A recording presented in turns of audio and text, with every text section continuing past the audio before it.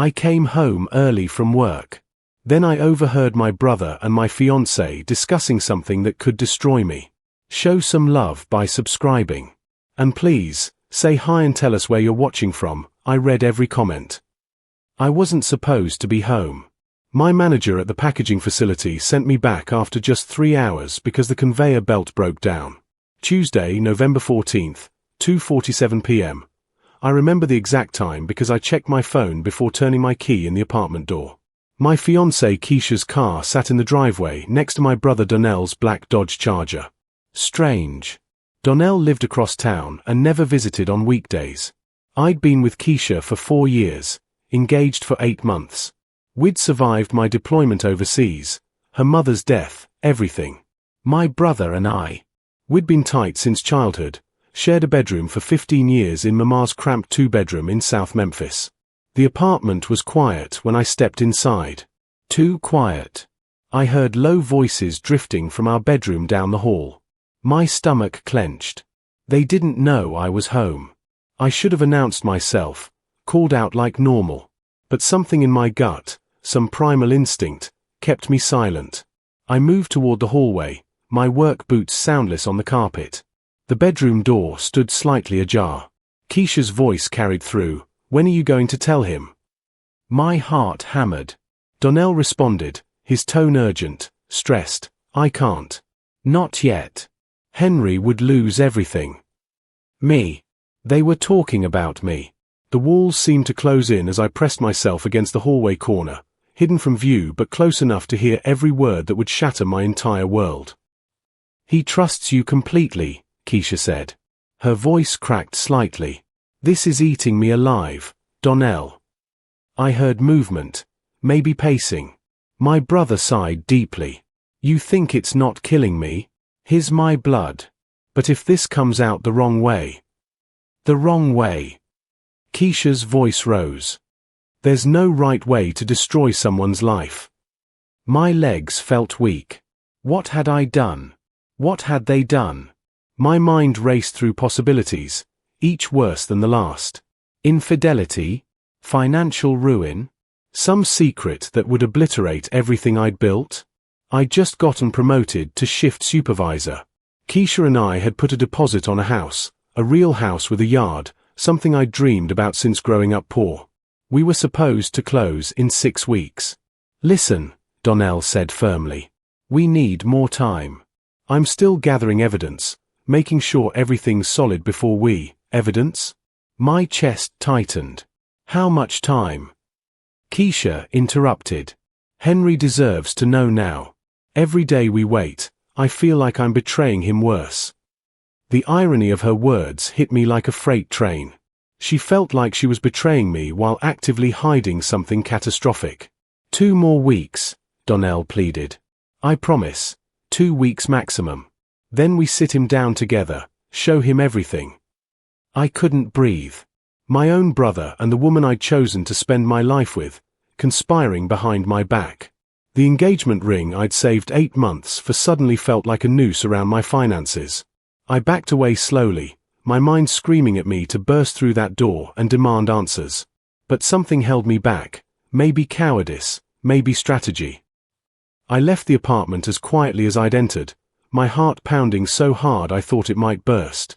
I sat in my truck for 10 minutes, hands shaking on the steering wheel, trying to process what I'd heard.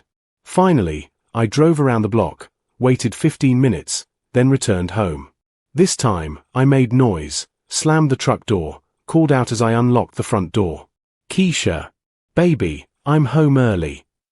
She appeared from the kitchen, not the bedroom. Her smile was perfect, practiced. Hey baby. What happened? She kissed my cheek like nothing was wrong. Behind her, Donnell emerged, grinning.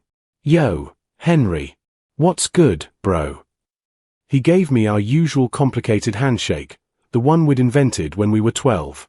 I wanted to break his fingers. Conveyor belt broke. They sent us home. I kept my voice steady, watching their faces.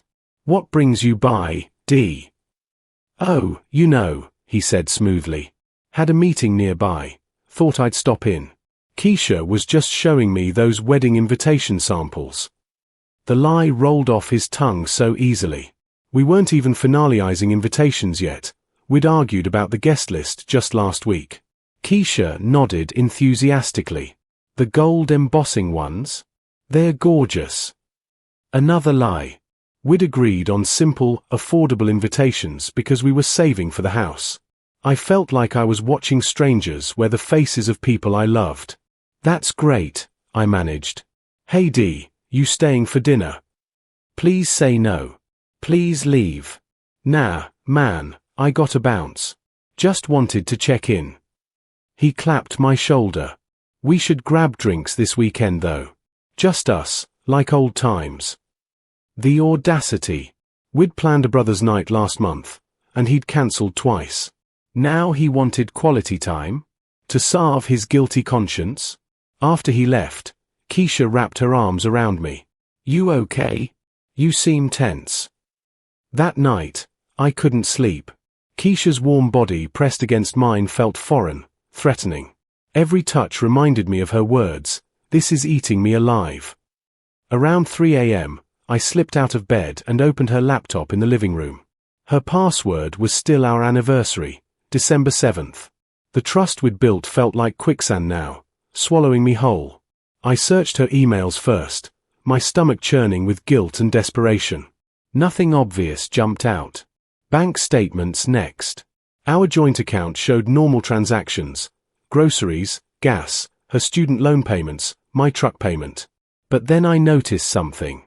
Keisha had a second email address I'd never seen before. Listed under her browser's saved passwords, k.mitchell, privatepoint2024@gmail.com. My hands trembled as I logged in. The inbox held 47 emails, mostly from Donnell. My brother. Subject lines made my blood run cold. Latest findings. You need to see this. More evidence collected. I clicked the most recent one, dated 3 days ago. The email contained attachments, photos, screenshots of text messages, what looked like financial documents. But they weren't loading. Keisha must have access on her phone. I heard her stir in the bedroom and quickly closed everything, my heart racing. The next morning, I called in sick to work for the first time in 2 years. Keisha left for her nursing shift at 6:30 a.m., kissing my forehead and telling me to rest. The moment her car pulled away, I tore through our apartment like a man possessed. I found her old iPad tucked in a storage bin in our closet, the one she'd replaced last year but never sold. My hands shook as I powered it on, praying she hadn't wiped it. The device still had her accounts logged in. I opened that secret email again and finally, the attachments loaded. The first photo made me sit down hard on the closet floor. It showed my father who'd abandoned us when I was 8 and Donnell was 10, sitting at a restaurant with a woman and 2 teenage kids. He looked older, grayer, but unmistakably him. The same crooked smile, the same scar above his left eyebrow. The timestamp read October 29th, 2024. 2 weeks ago. He was alive. Not dead like Mama had told us. Living somewhere, with what looked like a whole new family. I scrolled frantically through more photos. My father at a grocery store. Getting into a Mercedes. Standing outside a beautiful brick house in what looked like a wealthy neighborhood. Financial documents showed bank accounts with his name, Carlton Deshaun Williams, with balances that made my eyes water. Over $400,000 combined. Screenshots of social media profiles under a slightly different name.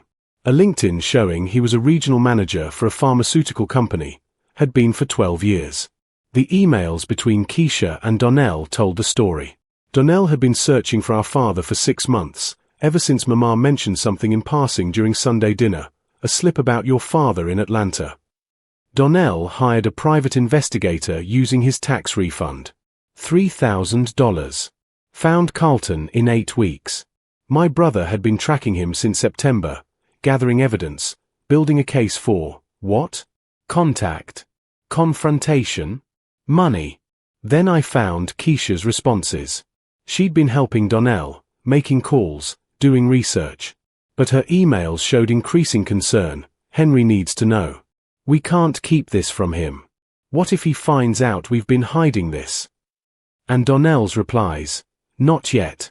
I need to make sure everything's solid. I want to confront the old man first, make him understand what he owes us before Henry gets involved.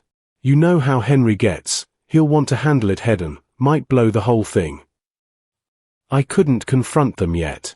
Not until I understood everything. That evening, I drove to Mama's house in Orange Mound, the same tiny house where we'd grown up. She was 63 now, retired from her cleaning job at the hospital, living on Social Security and the little bit Donnell and I could contribute. I'd been giving her $300 monthly since I got my promotion. Money I could barely spare with wedding costs looming. Henry. She opened the door, surprised. Baby, what's wrong? You look terrible. I pushed past her into the cramped living room, the same faded couch we'd had for 20 years, the same family photos on the wall, none including our father. Tell me about Carlton, I said flatly. Her face went pale. Henry, baby, don't baby me, Mama. Tell me the truth. Is he dead? She sank onto the couch, suddenly looking every one of her years. The silence stretched between us like barbed wire. Finally, no, he's not dead. The words hit me like a physical blow even though I'd known. Hearing it from her mouth made it real. Where is he? Atlanta. Last I heard. Her voice was barely a whisper. How long have you known? Always. He didn't die, Henry. He left. Chose a new life over us. The room spun. You told us he died in a car accident. I was 8 years old. I mourned him. Donnell cried for months. My voice rose. We grew up thinking our father was dead. I know, baby, I know. But what was I supposed to tell you? That your daddy didn't want you anymore? That he met some woman with money and decided his old family wasn't worth keeping? Tears streamed down her face. I was trying to protect you from that pain. Protect us. I laughed bitterly. You lied to us for 24 years, Mama. Does Donnell know? She nodded miserably. He came to me 2 months ago. Said he'd found Carlton. Wanted to know the truth before he told you. So everyone knew but me. My voice cracked. Donnell's known for 2 months. Keisha's been helping him. Mama reached for my hand. I pulled away. Henry, Donnell's trying to do right by you. He wanted to what? Ambush our father without me? Make some secret deal? Get money for himself? The ugliest thoughts surfaced. Maybe this wasn't about protecting me. Maybe Donnell wanted Carlton's money without sharing it. Maybe that's why he'd kept me in the dark. It's not like that, Mama insisted. Donnell's planning to sue Carlton for back child support. He's been talking to lawyers, building a case. But he didn't want to get your hopes up until he knew it was solid. Child support. For 24 years of abandonment. I did the quick math. We could be owed hundreds of thousands of dollars. Enough to change everything. Enough to make it worth lying to your brother about. I left Mama's house without another word and drove straight to Donnell's apartment. He answered in a tank top and basketball shorts, clearly not expecting company. Henry? What's? I pushed past him inside. I know about Carlton. His face went through 5 emotions in 2 seconds. How? When did you? Does it matter? I confronted him in his cramped living room. You've been lying to me for months. You and Keisha both. Man, let me explain. Explain what? How you hired a private investigator and didn't tell me. How you found our father and decided I didn't deserve to know. How you're planning to sue him and maybe pocket the money yourself. Whoa, whoa. Donnell held up his hands. That's not, Henry, you got it all wrong. I was going to tell you. I've been trying to protect you. From what? I shouted. From the truth? From making my own decisions? I'm not a child, Donnell. No, from getting hurt again, he shouted back. You remember what you were like after we thought he died? You were destroyed, Henry. 4 years. And then you finally got better, built a good life. I didn't want that man wrecking you again if the lawsuit didn't work out. That wasn't your call to make, I said, my voice dangerously quiet. We're supposed to be brothers. Equal. You don't get to decide what I can handle. Donnell's jaw clenched. I'm the older brother. I've always protected you. That's what I do. Protected me. I laughed harshly. You treated me like I'm weak. Like I need you to manage my life. I'm 32 years old, man. I've been to war. I've seen actual hell. And you think I can't handle knowing my father's alive? It's not about weakness, Donnell insisted. It's about, look, the lawyer said we have a solid case. Carlton owes us minimum $200,000 in back support, maybe more with interest and penalties. But we needed documentation, proof he had means to pay. I've been gathering evidence for 3 months. I was going to bring you in when everything was ready. When everything was ready for what? For you to be the hero? To control the whole situation. The accusation hung between us. You know what? Maybe I didn't want to sue him. Maybe I wanted to confront him, ask him why. Maybe I wanted closure instead of money. But you took that choice from me. Donnell's face flushed. Don't act like money doesn't matter, Henry. You're about to marry Keisha. You're trying to buy a house. You think I don't know you're maxed out on credit cards? That promotion barely covers your bills. This money could change your life. Our lives, I corrected. This affects both of us. But you made it about you. I made it about protecting you, he exploded. Like I've always done. Who covered for you when you failed 10th grade? Who taught you to drive? Who sent you money when you were deployed and Mama was sick? I've always had your back, Henry. And I've always been grateful, I said coldly.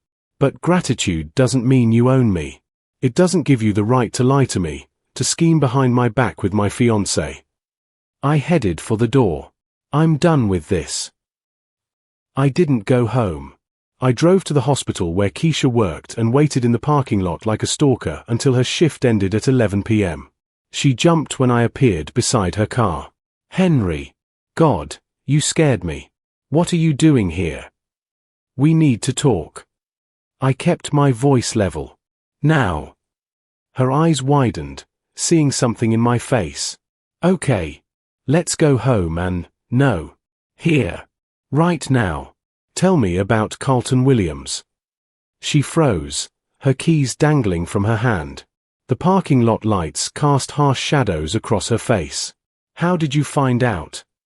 That doesn't matter. What matters is that you've been lying to me. My own fiancé. I felt the anger rising despite my attempts to stay calm. Henry, please, let me explain. She reached for my arm. I stepped back. Donnell asked me to help. He didn't want you to know until what? Until he could control the narrative? Control me. No. Until he could make sure Carlton couldn't hurt you anymore. Stop saying that. My voice echoed off the concrete. Stop acting like I'm some fragile thing that needs protection. You, Donnell, Mama, all of you treating me like I'm still that 8-year-old kid crying over his dead daddy. But he wasn't dead, Keisha. He was alive the whole time, and you all knew. You knew, and you looked me in the eye every single day and lied. Tears rolled down her cheeks. I hated lying to you. Every day it ate me up inside. But Donnell said, I don't care what Donnell said. I shouted. You're supposed to be my partner. My equal. We're getting married in 6 months. Marriage is supposed to be about trust, about being a team. But instead, you chose my brother over me. That's not fair, she sobbed. I chose to support you both. Donnell was trying to do something good. By lying? By sneaking around? By deciding what information I'm allowed to have? I shook my head, feeling something break inside me. I need space. From both of you. I booked a cheap motel room and spent 3 days thinking. On the 4th day, I did what everyone had been so afraid I'd do. I drove to Atlanta. The address was in Donnell's investigation file, 1847, Brookhaven Terrace. A beautiful subdivision with manicured lawns and luxury cars. Carlton Williams lived in a mini-mansion with a 3-car garage. I sat in my truck across the street for an hour, watching. Around 6 p.m., he emerged, my father, older but healthy, laughing with a teenage boy. His son. My half-brother. They tossed a football back and forth while a woman, young, pretty, probably early 40s, watched from the porch. His new family. The family he chose over us. I walked up the driveway with my heart pounding. The football bounced toward me. I caught it reflexively. The boy jogged over, then stopped, suddenly uncertain. Up close, he looked like Donnell at 15. Carlton's eyes met mine across the lawn, and I watched recognition hit him like a truck. His face went white. Henry. His voice was exactly as I remembered. Deep, smooth. He'd read me bedtime stories in that voice. Henry, son, don't call me son. I threw the football back to the kid, hard. You gave up that right 24 years ago. The woman on the porch stood up. Carlton? Who is this? Jennifer, take Trevor inside. His voice shook. The boy, Trevor, my half-brother, looked between us, confused. His mother ushered him away. Carlton and I stood alone in his perfect driveway. I know everything, I said. Where you've been. What you've been doing. The life you built while me and Donnell grew up poor, thinking you were dead. Henry, please, let me explain. Explain what? I stepped closer. How you abandoned your children. How you let us struggle while you drove Mercedes and lived in mansions. How you started a whole new family like we never existed. It wasn't like that, he started. Then how was it? I demanded. Because from where I stand, you're just a coward who ran away when things got hard. Mama was working 3 jobs. We wore second-hand everything. I joined the military partly because it was the only way to afford college. Where were you? Carlton's face crumbled. You want the truth. Fine. Your mother and I, we were kids when we had you boys. 19 and 20. I was working construction, barely making rent. Then your mama got pregnant again. My world tilted. Mama was pregnant. She miscarried. But it broke something in us. We fought constantly. I felt trapped, suffocated. Then I met Jennifer through work. She had a good job, came from money. She offered me a different life. He said it so casually. Like abandoning your children was a career move. So you just left. My voice cracked. You didn't try to fix things? Didn't think about what it would do to 2 little boys? I sent money, he said defensively. For the first 2 years, I sent money every month. Your mother sent it back. Said if I didn't want to be a father, she didn't want my guilt money. The revelation stunned me. Mama never mentioned that. So you just stopped trying. What was I supposed to do? His voice rose. She told me to stay away. Said the boys were better off thinking I was dead than knowing I chose to leave. I respected her wishes. You respected. I couldn't even finish the sentence. You abandoned your kids and blamed their mother for it. You're pathetic.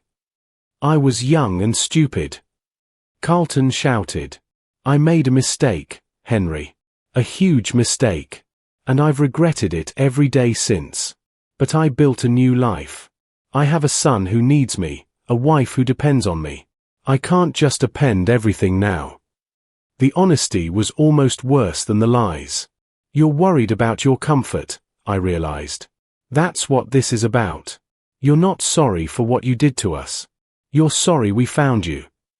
That's not true, he protested weakly. Then prove it, I challenged. My brother's suing you for back child support. $200,000 minimum. You owe us that. You owe us more than that. His face hardened. I'm not giving you money. The mask slipped completely. My lawyer already advised me. The statute of limitations on child support is, I don't care about your lawyer. I exploded.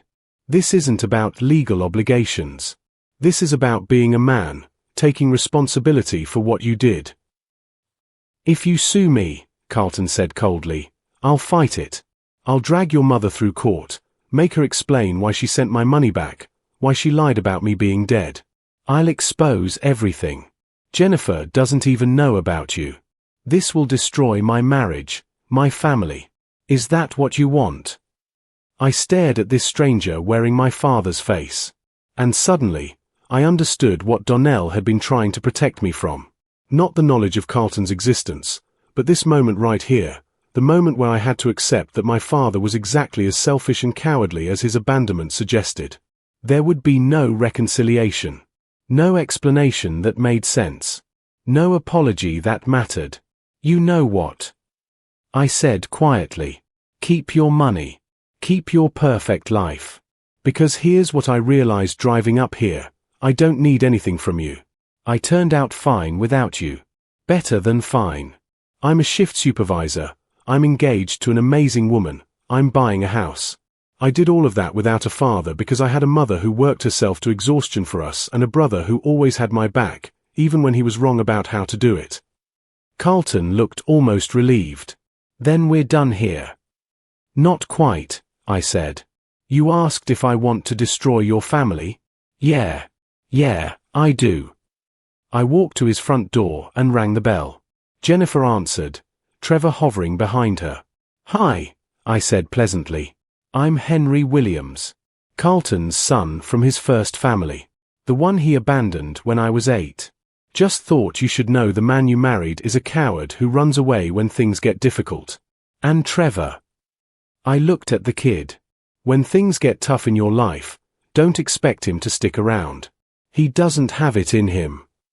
I left Carlton screaming after me, his new family in chaos. I felt lighter than I had in weeks. The drive back to Memphis took 4 hours. I spent every minute thinking.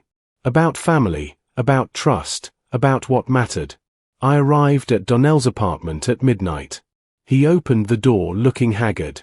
Henry. Thank God. I've been calling. I went to Atlanta, I interrupted. Saw Carlton. Told him to keep his money.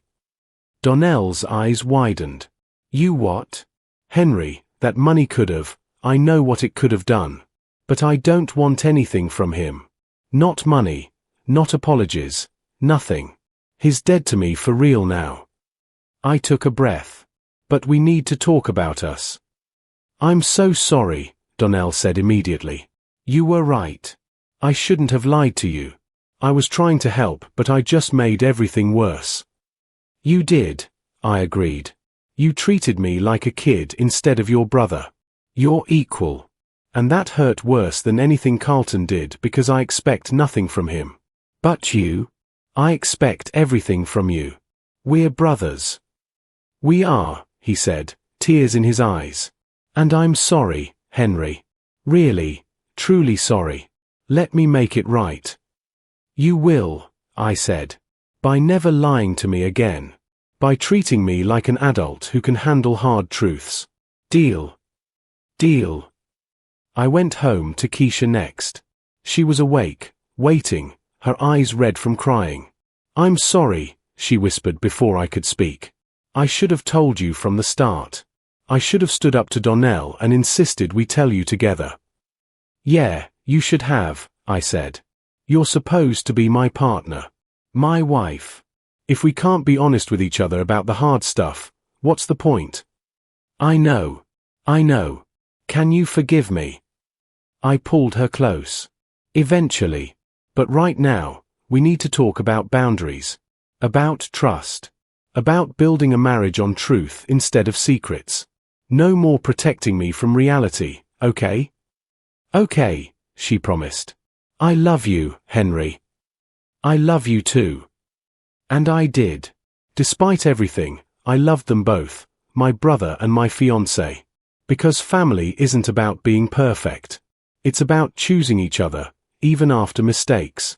Carlton taught me that by being the opposite, someone who ran instead of fighting for us. I chose different. I chose to stay, to work through it, to build something real on honest foundations. That's the man I wanted to be. Not my father's son.